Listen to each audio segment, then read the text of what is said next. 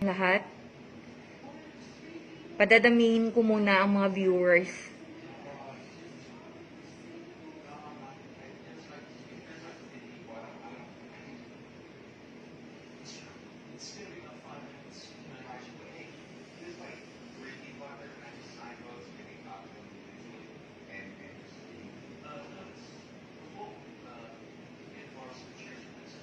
Okay.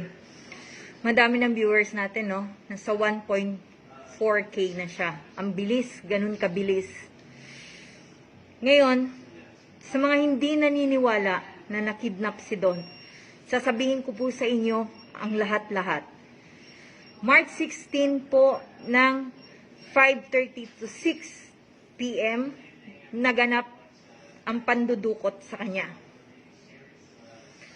Nahuli na po ang gumawa sa kanya nun.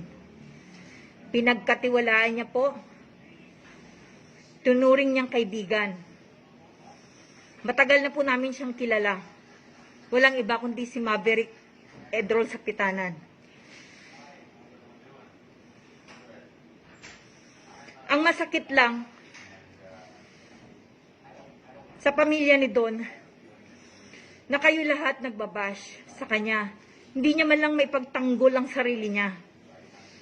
Hinahanap niyo si Don.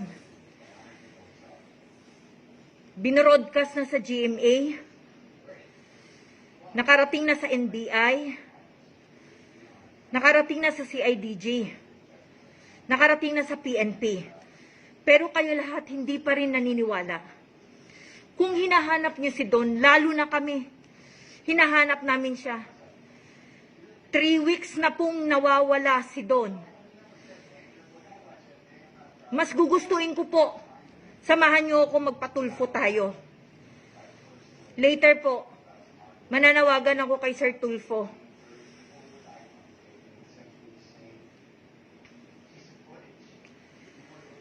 Naawa po ako sa inyo. Naintindihan ko po kayong lahat. Pero, hindi po may pagtanggol ni Don ang sarili niya dahil siya po ay wala. At sa mga nagsasabi po na si Don okay, nakita na, nasa clinic siya, wala pong katotohanan lahat yon. Fake news po yun lahat.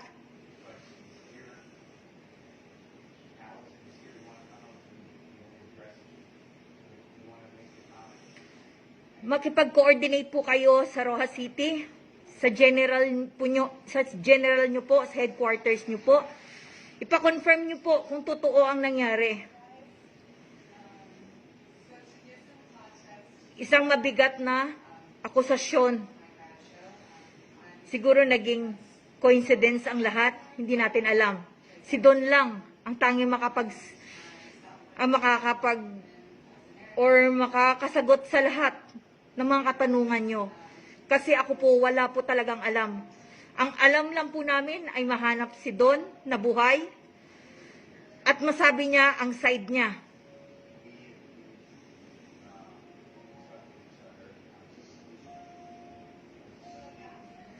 Hindi niyo po nararamdaman yung nararamdaman namin. Alam ko po, naintindihan ko kayo, galit kayo.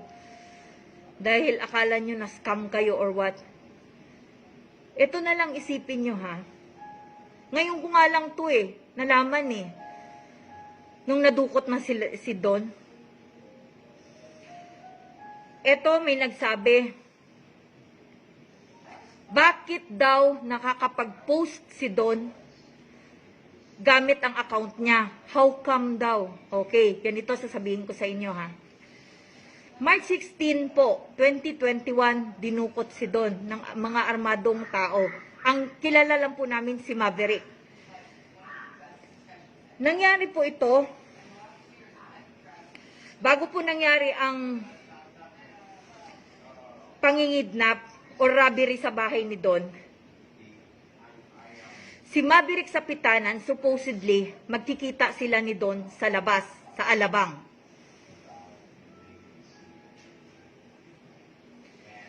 Nagbago po ang isip ni Don dahil ang hirap ipaliwanag sa inyo. Nagbago ang isip niya dahil ramdam niya, nahuli niya si Maverick. na booking niya si Maverick.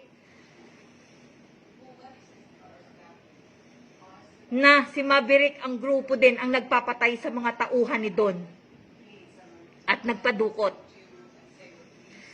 Kung natandaan nyo yung LGBT na mga bakla na pinatay, mga tauhan ni Don yun.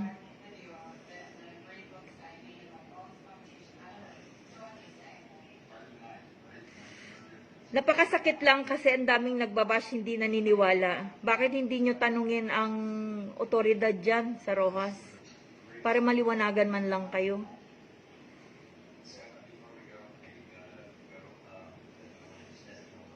Ang pandudukot na nangyari nun, supposedly sa labas dapat si Don kikidnapin.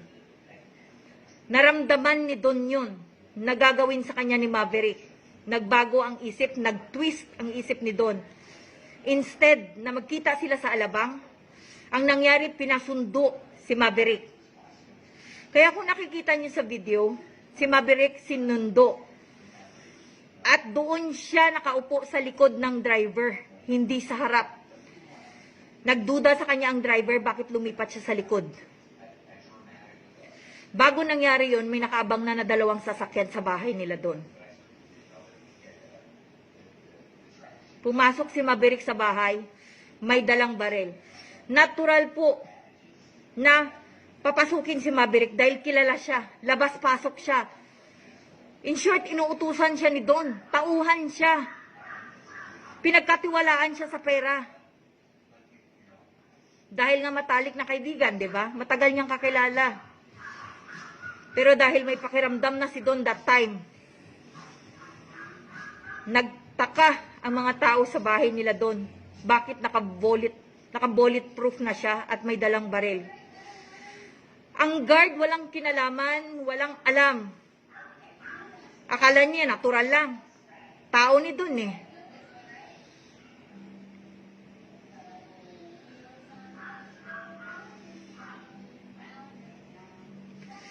Ang sama-sama lang kasi sa pakiramdam na hinahanap niyo si Don, mas lalo kami. 3 weeks nang nawawala si Don, hindi namin alam kung buhay o patay. Dapat nga po kayong naghahanap sa kanya para magkaroon ng linaw ang lahat. Dapat imbis na magalit kayo, dapat ang ipanalangin nyo na makita si Don na buhay. Para at least man lang, mabayaran kayo, mabigyan ng hustisya lahat. Hindi naman nagtatago si Don, nakita ko FB niya. Bukas. Nadukot siya sa bahay niya. Ibig sabihin, hindi siya nagtago. Nung one time na pinaalam niya sa amin na nagtago siya dahil may gustong kumidnap sa kanya. Nakausap niya si Maverick that time. Sabi niya sa amin, mag-ingat daw kami kay Maverick sa Pitanan. Dahil nabuking niya na daw si Maverick. Si Maverick daw ang may pakana ng lahat. Itong si Maverick, nagpanggap na kinidnap daw siya. Doon nga kami nagtataka eh. Sino nagkidnap sa'yo? Sabi ni Don, bakit ka kinidnap? Sino? Napablatter mo na ba bago mangyari to? Binugbog ka, sabi ni Don sa kanya. Binugbog ka. Nakuha mo pang mag-text. Bakit hindi mo ipablatter? Ang blatter sa kanya, barilan daw. Samantalang binugbog siya. Pinapunta siya ni Don sa bahay. Sabi niya, sige halika dito. Ayaw niyang pumunta.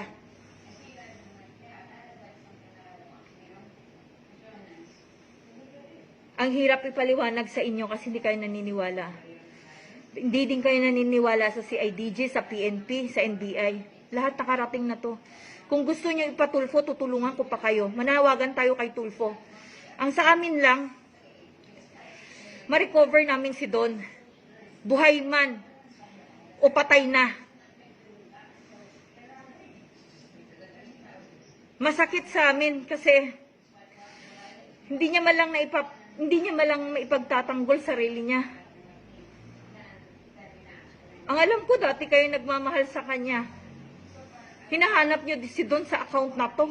Paano niyo hahanapin ang isang taong nawawala?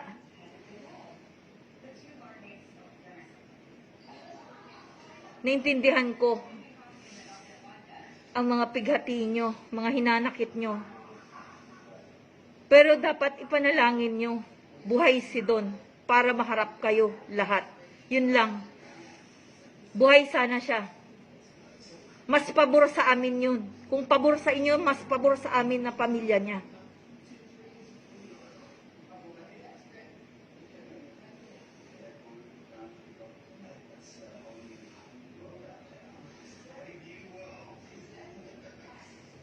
Nagpapasalamat ako kay ex-mayor Ike Patricio dahil nung time na nagsumbong kami sa CIDG, alam niya kaagad ang nangyari. Tumawag ang general ninyo dyan sa Capiz, dito sa CIDG NCR, para i-confirm kung totoo nga ang kidnapping. Sinagot ng CIDG NCR. May nagsumbong, may nag-report. Totoo po yun. Hindi po sila pwedeng magsinungaling dyan. Isang beses lang po ako mag-live sa inyo. At ito inuulit ko. May nagtanong pala. Bakit daw pala na-access yung account ni Don? Okay, ganito po yun. March 16, 2020, nadukot si Don. Kinuhanan lahat sila ng cellphone, gadget, laptop, jewelry, pera, maleta, lahat nilimas sa kanila, sa kanilang bahay. Thanks God, isang cellphone ang naiwan. Supposedly, dala-dala nila yon. Nakalimutan, nakaligtaan. Isang cellphone. Isang cellphone na nakapag-report sa akin na si Don dinukot. Nung gabing alas 8, Las Piñas, PNP, nag-report po kami na nawawala si Don. That day, sabi ng mga armadong tao na kasamahan ni Maverick sa Pitanan, babalik daw sila sa lugar. Kinuha ni Maverick lahat ng susi ng sasakyan, pati susi ng bahay. Dali-dali kaming bumalik sa bahay, kinuha namin ang SD card. Yun ang unang-unang inisip namin, para at least man lang doon, malaman namin kung sino ang mga tao sa likod ng pandudukot na yon.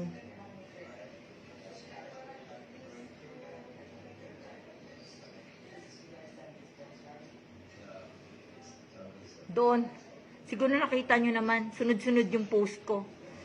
Pero hindi si Don yun.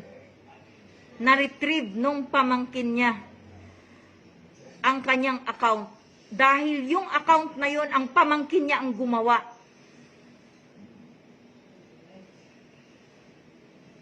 Kaya na-retrieve niya yung account na to. Ginamit namin ang account ni Don para sa publicity.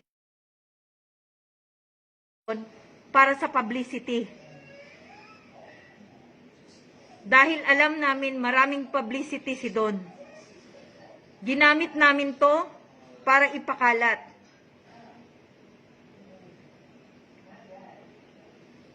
Hindi ko po hinihingi sa inyo ang simpatya o maawa o maniwala. Ito lang po sasabihin ko. Lahat ng sinasabi ko may katotohanan. Saan man tayo makarating, pwede nyo akong kasuhan kung hindi ako nagsasalita ng tama. Kung nagsisinungaling ako. Pero sa ngayon, bakit ako nagkakaganito? Takip ang mukha ko. Dahil hindi pa nahuhuli si Gino Ledesma at si Marlon Guevara, nakasabwat ni Maverick. Nakasamahan niya sa gym. At sa likod nito, nagpakilala daw silang NBI. Hinahanapan sila that time. Kaya nagtagal sa bahay ang mga armado. Kulang-kulang 1 oras. Inabot nila. Hinahanapan sila ni Don kung saan at anong dahilan bakit nyo ako kukuhanin. Kung warrant of arrest, sabi ni Don, wala daw siyang kaso. Sabi niya, ipakita nyo ang papel. Pinaluhod lahat ng tao doon sa bahay para hindi makita ang mukha. Pero thankful kami dahil may CCTV.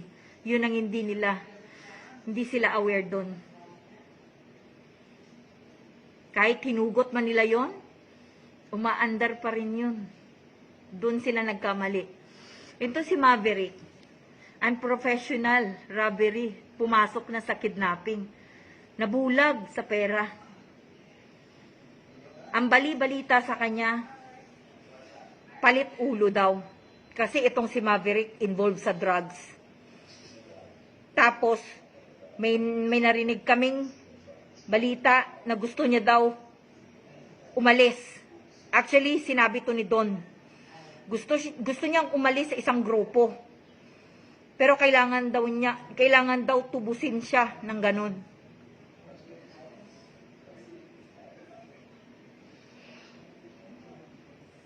Hindi ako natatahimik, hindi natatahimik ang pamilya ni Don hanggat hindi siya nakikita. Alam mo, Gino Ledesma, Marlon Guevara Reyes, itinuro kayo ni Cyril Nolan at saka ni Maverick sa Pitanan. Kayo ang kasama. At hindi na rin kayo pwedeng mag-deny dahil kitang-kita sa CCTV ang ginawa nyo. Yun ang magpapatunay. Anyway, 48 hours lang ang hot pursuit kila Marlon at saka kila Gino. Ngayon, finailan sila ng regular filing. Dahil ang unang nahuli sila Maverick. Kaya nagkaroon ng inquest kaagad. Yung sinasabi nilang ginapang, may narinig din ako na ginapang na ng Chinese ang pamilya ni Don. Wala pong katotohanan yun. Ang dami pong fake news. Wala pong katotohanan na nakita na si Don, na na-recover na nasa clinic na. Wala po. Ako magsasabi sa inyo, wala pong katotohanan lahat yan. Unang-una ang makakaalam, kami po na pamilya niya. Kung na-recover na si Don. Kami po ang unang-unang makakaalam. At ako po mismo ang magpo-post kasama ang GMA pag na-recover na si Don. Buhay man po o patay. Masakit man isipin na patay. Pero 3 weeks, ano pang ini-expect namin? Masakit sa amin. Sa inyo pera. Pero bigyan nyo ng chance si Don na magpaliwanag sa inyo kung buhay. Pera ang nawala sa inyo, paano ang pamilya niya? Pera, buhay. Pasalamat kami kung buhay si Don. Makita lang namin buhay si Don. Masaya na kami.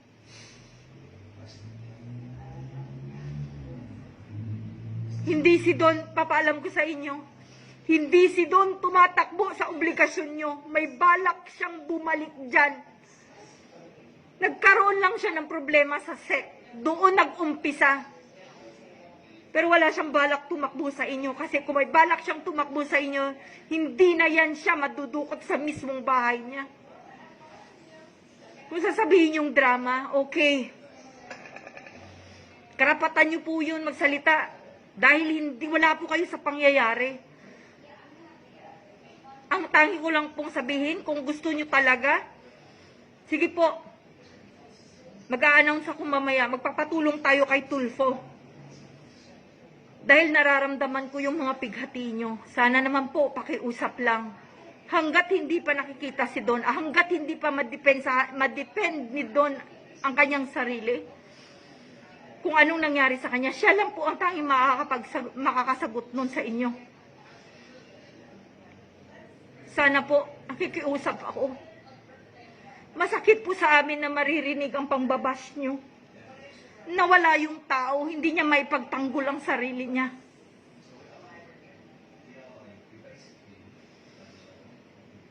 Kung ma-recover man po si Don, buhay o patay, Gino Ledesma, Marlon Guevara, mas maigi sumuko na po kayo. Dahil pagpatay na po si Don at lumabas na po yung warrant of arrest ninyo at nagbabala kayong tumakbo pa din sa batas, hindi ko po alam kung anong gagawin sa inyo. Sa pamilya po, nananawagan po ako sa inyo. Sa pamilya po ni Gino Ledesma at saka ni Marlon Guevara Reyes, kung maaari po sana, isuko nyo na po yung anak ninyo. Dahil darating at darating ang panahon, lalabas ang warrant of arrest nila. Tapos na po yung 48 hours na hot pursuit sa kanila. Kaya finailan na po sila ng supplemental affidavit kay kay Gino Ledesma. Kasi hindi pa na tukoy ang tunay niyang pangalan. Kaya nahuli siya.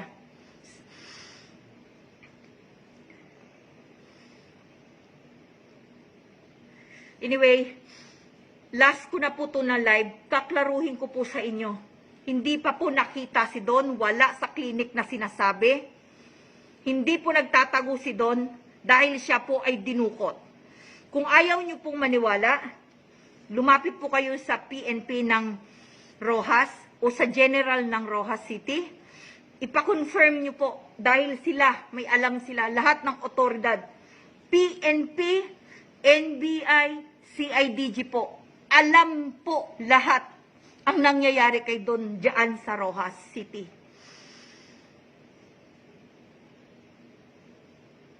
Yung kaso nyo po ng payout, iba po sa kaso namin. Kayo habol nyo, payout, okay. Paano nyo mahahabol ang payout kung wala si Don? Kaya kung maaari, tulungan nyo nga ako eh. Tulungan nyo yung pamilya niya na mahanap si Gino Ledesma na yan at saka si Marlon Guevara. Dahil sa likod niyan, may nakapagsabi na sa likod daw na eto, nagpapasalamat ako sana kay ex-mayor Ike Patricio dahil tumawag siya sa akin that day na nireport namin sa CIDG. Tumawag siya sa akin. Tumutulong siya. Laking tuwa namin dahil tumutulong siya. Laking pasalamat namin tumutulong siya. Ex-mayor, pwede po bang ipaliwanag mo sa akin yung sinabi mo? Gusto ko maliwanagan. Ang sabi niyo po sa akin, sa call, yung pamangkin niyo po, kaibigan ng attorney ni Gino Ledesma, gusto nang sumuko. Sabi niyo pa nga po sa akin, ang liit ng reward, 200,000, gawin mong 1,000,000. Sabi ko, umuo na lang po ako. Para lang po that time maabutan kung buhay pa si Don. 24 hours tumawag pa kami sa number ni Don. Naghinga-hingalo po yung boses. March 16, nung dinukot si Don, may tumawag po sa amin, number ni Don ang gamit. Humihingi po ng ransom. Nung sumagot lalaki, ibinaba po. Kaya nga sabi ko sa'yo, Gino, tsaka Marlon, pag si Don pinatay nyo, lalong lalala ang kaso nyo. Kaya ako nag-live ng ganito, para gusto ko makarating sa lahat. Sige, patulfo natin. Dahil alam ko, si Sir Tulfo makakatulong sa atin. Hinahanap nyo si Don, mas hinahanap po namin siya. Sana naman po, sa maliit na information na binigay ko sa inyo, yung iba dyan na hindi naniniwala, pera, pera, pera. Iba po yung kaso nyo kay Don. Haharapin niya po yun. Yung kaso po namin na pandudukot nila Gino, tsaka nila Marlon sa kay Don, iba naman po yung kaso na yun. Si Don walang kinakatakutan dahil wala pa siyang kaso. Actually, alam na ng NBI, CIDG, ang kaso ni Don dahil sa SEC. Alam na nila yun. Ginawa lang ng CIDG, PNP, tsaka NBI. Ginampanan lang nila kasi may nag-report na pandudukot. Kita nyo ang video, ay dami pa rin hindi naniniwala. Sinisiraan nyo pa rin si Don.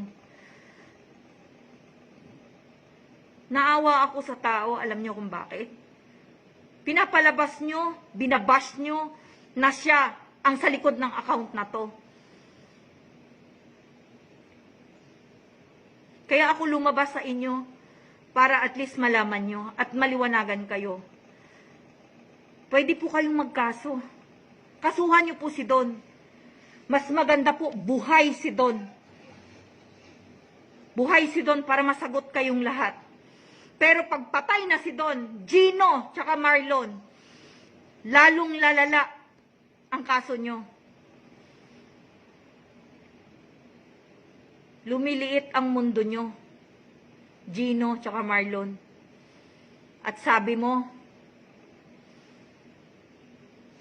at may nagsabi si Mayor, ex-Mayor Ike, gusto ko lang liwanagin mo to, ex-Mayor Ike, na sinabi mo, ang sa likod nito, sa pandudukot, nasabi mo, na gusto nang mag-surrender si Gino, na walang cellphone, wala na kahit ano, kasabay ng kanyang attorney.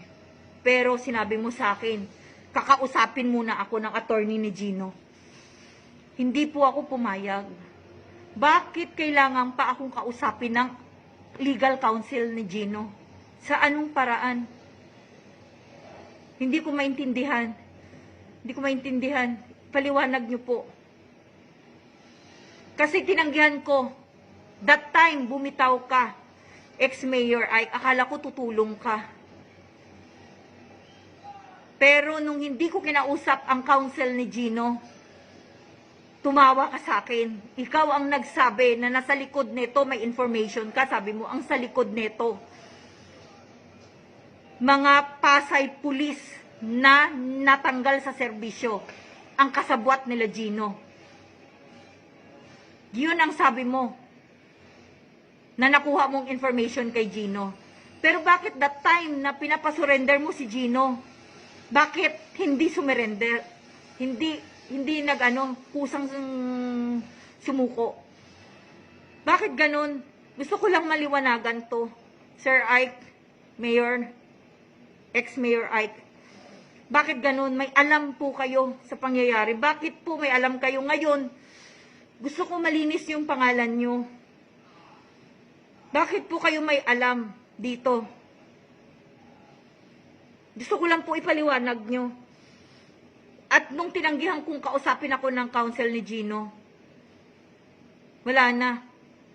Tumawa ka lang sa akin. Ano po ang kinalaman nyo po dito? Gusto ko lang maliwanagan sa lahat. Anong kinalaman nyo po dito? Bakit alam nyo kung sino ang sa likod ng pandudukot? Yun lang.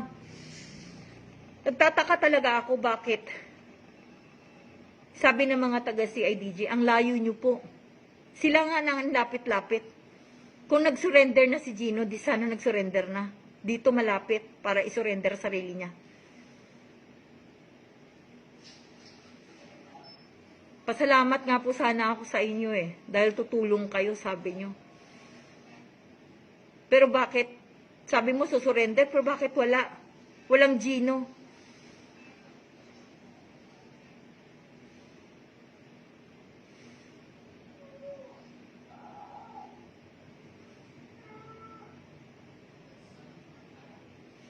Kaya sa inyo po, kung gusto nyo po talaga, yung sa inyo kasi payout, wala po akong kinalaman doon.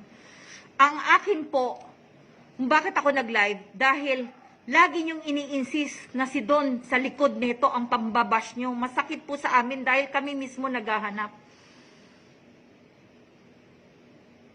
Kaya po ako